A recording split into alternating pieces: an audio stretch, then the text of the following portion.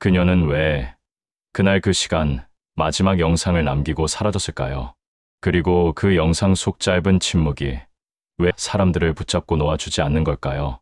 오늘 저는 2025년 11월 캄보디아 프놈펜에서 발생한 한 젊은 여성 인플루언서의 실종 사건을 여러분께 들려드리려고 합니다. 그리고 이 사건은 단순한 실종 기록이 아니라 사랑과 기대, 여행이라는 이름 아래 감춰져 있었던 보이지 않는 균열들을 따라가는 이야기가 될 것입니다. 여러분은 지금 미스터리 읽어주는 남자와 함께하고 계십니다. 팔로워 11만 명, 밝고 정직한 여행 콘텐츠로 사랑받던 26세 인플루언서 한지수 씨. 그녀는 늘 숙소, 조용한 숲길, 친근한 카페 거리처럼 일상 속 평온을 기록해왔습니다. 그러던 그녀가 2025년 11월에 들어서자 갑자기 행선지를 바꿨습니다. 캄보디아, 프놈펜. 하지만 이는 충동적인 선택이 아니었습니다. 지수 씨는 이미 석 달 전부터 그곳에서 생활 중인 남자친구 K씨를 만나러 갈 계획을 조용히 준비해오고 있었습니다. 지인들 대부분은 이 사실을 몰랐고 가족 역시 출발 엿새 전에서야 이 이야기를 들었다고 합니다. 평소 솔직했던 그녀가 뜬금없이 남자친구 만남만큼은 숨겼다는 점에서 주변 사람들은 작은 위화감을 느꼈다고 말합니다. 하지만 그 어떤 위화감도 실종을 예감할 만한 징후는 아니었습니다. 모두들 그녀가 행복한 얼굴로 돌아올 것이라고 믿었습니다. 이제 실종 전후의 타임라인을 따라가 보겠습니다. 2025년 11월 3일 오후 2시 11분 현지 24시간 전, 지수 씨는 출국 직전 공항 게이트 앞에서 짧은 영상을 찍어 SNS 스토리에 올렸습니다. 오랜만에 설레요. 여러분, 다음 영상은 캄보디아에서 올릴게요. 영상 속 그녀는 평소처럼 밝게 웃고 있었지만 지금 돌이켜보면 그 웃음은 어딘가 조금은 긴장한 듯 보이기도 합니다. 그러나 이는 어디까지나 사람들이 실종 이후에 느낀 인상일 뿐, 그 당시에는 아무도 눈치채지 못했습니다. 그녀는 출국 전날 가족 단체 채팅방에 이렇게 적었습니다. 엄마, 도착하면 바로 연락할게요. K가 공항까지 픽업 오기로 했어요. 지수 씨의 어머니는 그 메시지를 아직도 지우지 않고 있다고 합니다. 24시간이 지나 11월 4일 오후 1시 40분, 지수 씨는 프놈펜 국제공항에 도착했고 입국 게이트에서 긴 머리를 묶은 한국인 남성과 짧게 대화를 나누는 장면이 한 관광객의 영상에 찍혀 있었습니다.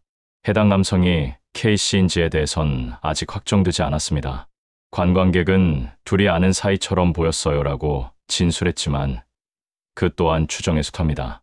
오후 2시 30분, 지수 씨는 공항 근처의 소규모 카페에서 커피를 마시며 휴대폰으로 누군가와 짧은 통화를 했습니다. 이 장면은 카페 내부 CCTV로 확인된 확정사실입니다. 통화 내용은 녹음되지 않았지만 지수 씨가 곧 갈게, 조금만 기다려라고 말하는 입 모양이 영상에서 익힌다고 경찰은 밝혔습니다.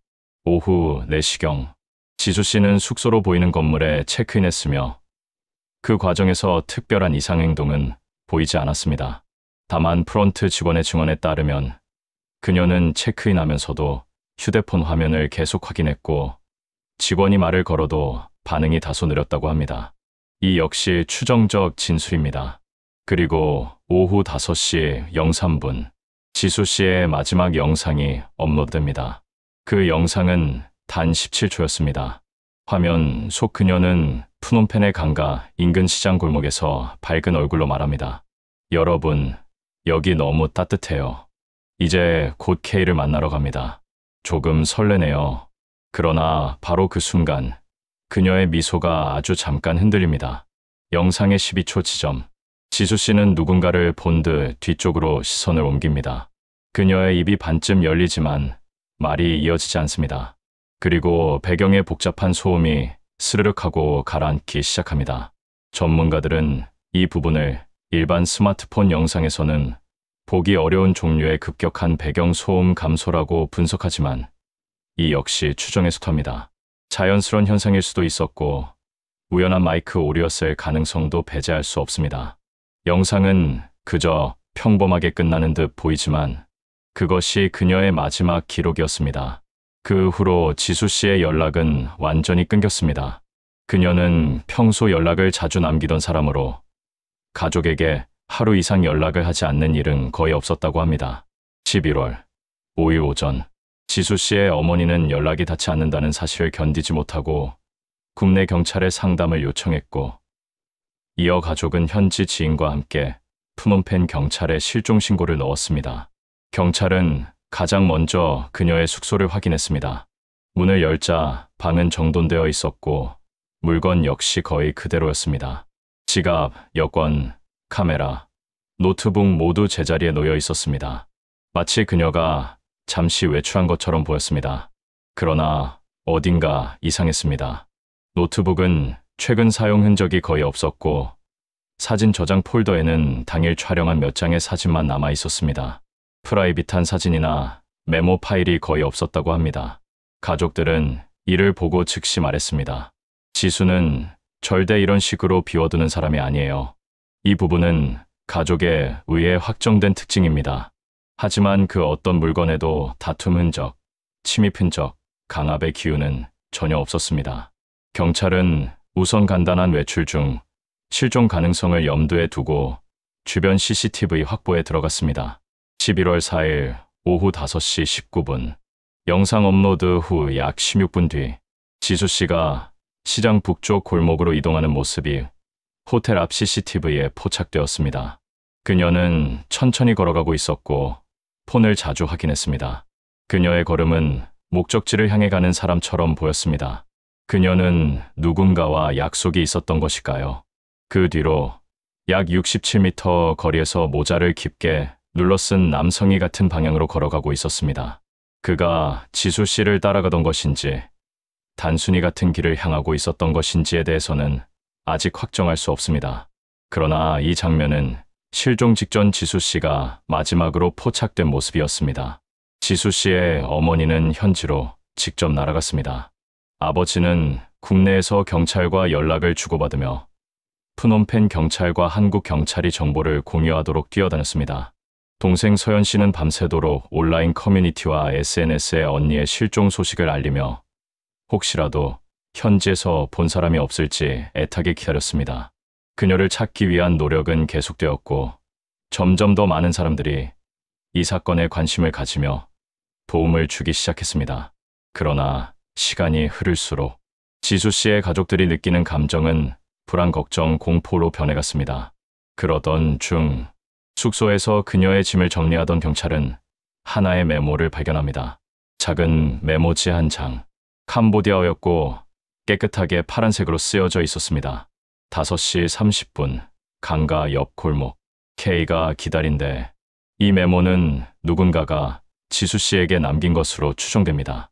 즉, 그녀는 영상 업로드 직후 실제로 남자친구를 만나기 위해 길을 나선 것입니다. 경찰은 이 메모를 확정된 일정 기록으로 분류했습니다. 하지만 그 약속 장소에서 그녀의 흔적은 단 하나도 발견되지 않았습니다. 목격자도 없었고 CCTV는 죽은 각도가 많았습니다. 그녀가 도착했는지조차 기록되지 않았습니다. K씨의 소재는 그는 연락이 닿지 않았습니다. 지수 씨의 가족들은 처음에는 단순히 일정이 어긋났다고 생각했지만 그 일정 이후 지수 씨도 K씨도 모두 행방이 묘연해진 것입니다. 그리고 11월 10일 새벽 2시 12분, 지수 씨의 SNS 계정에서 갑작스러운 로그인 기록이 확인됩니다. 그 계정은 실종 후 내부 접근을 막기 위해 가족과 경찰 모두 조심스럽게 살펴만 보던 계정이었습니다.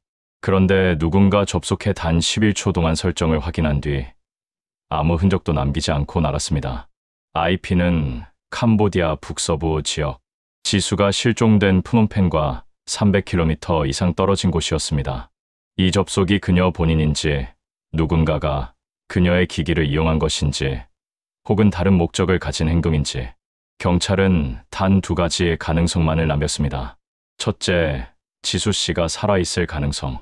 둘째, 누군가가 그녀의 계정을 들여다봤을 가능성. 그 이상의 결론은 아직 없습니다.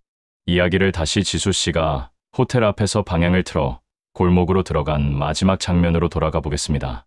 저희는 바로 그 순간에서 화면 밖으로 사라진 그녀의 뒷모습 뒤로 잠시 흔들리던 가로등 불빛이 어둠 속에서 작게 깜박였던 그 순간 이후 어떤 기록도 남아있지 않았습니다.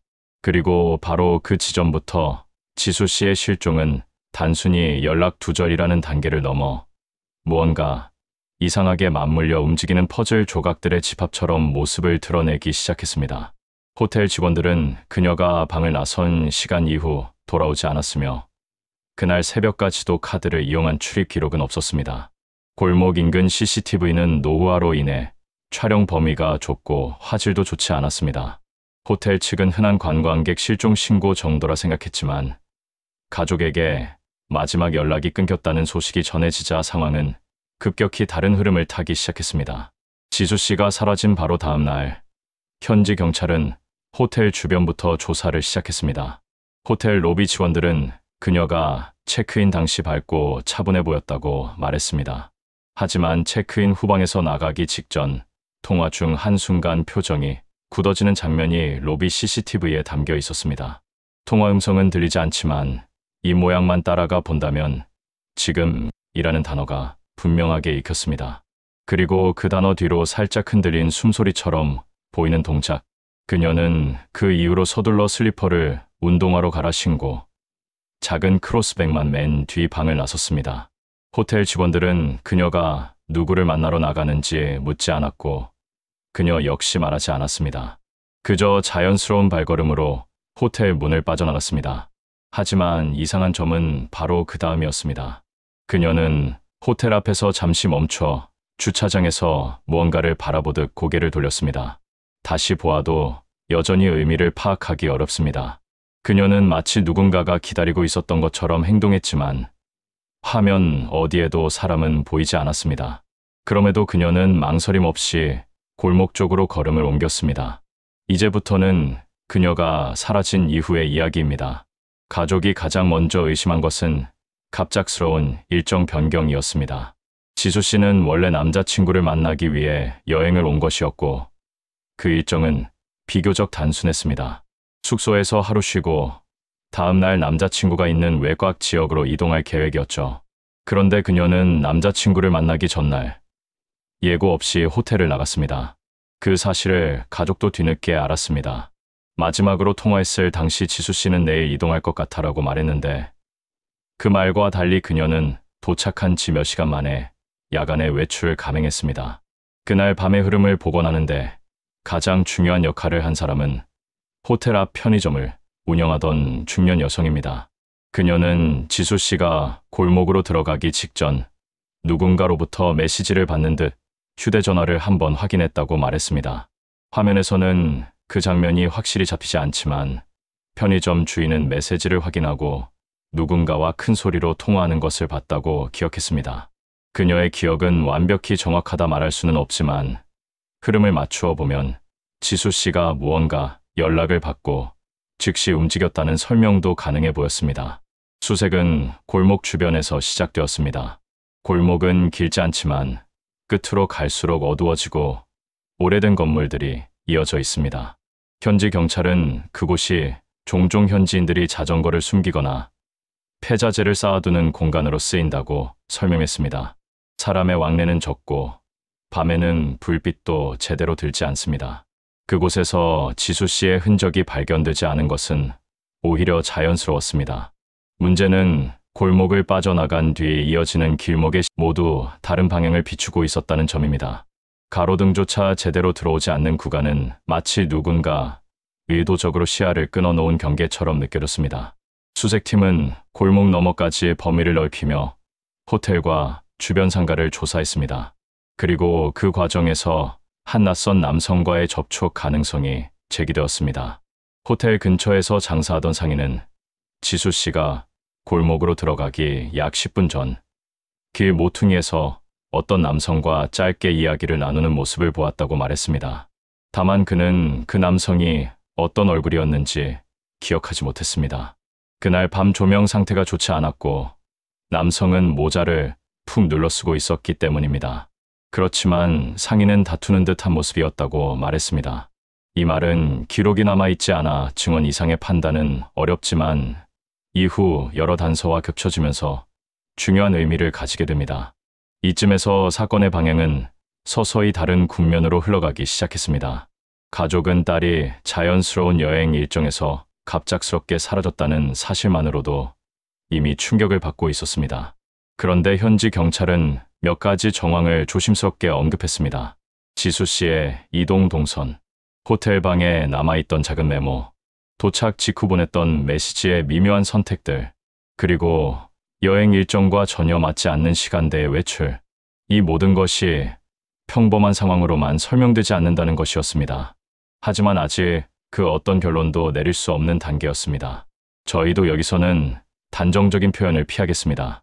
다만 흐름을 쫓아가 보면 그녀가 그날 밤 혼자 움직인 이유가 단순한 호기심이나 산책 이상의 의미였다는 느낌은 분명히 남습니다. 그런데 이 사건의 흐름을 완전히 뒤틀어 놓는 결정적인 단서는 전혀 예상치 못한 곳에서 나왔습니다. 지수 씨가 한국에 있을 때 친하게 지내던 지인이 실종 4일째 되는 날 경찰에 연락을 해왔습니다. 그녀가 해외로 송금 관련해서 여러 번 얘기를 했었다는 제보를 한 것입니다. 금액 자체는 무겁지 않았지만 목적지는 모두 캄보디아였고 수취인은 서로 다른 이름을 가진 현지인들이었습니다. 지수 씨는 남자친구가 부탁해서 도와주는 것이라고 설명했다고 합니다. 하지만 이 지인은 늘 마음에 걸렸다고 했습니다. 왜냐하면 지수 씨는 평소 돈에 크게 신경 쓰는 스타일이 아니었고 타인을 위해 반복 송금하는 행동도 낯설었기 때문입니다. 경찰은 즉시 계좌 내역을 조회해 보았고 실제 송금 내역들이 확인되었습니다.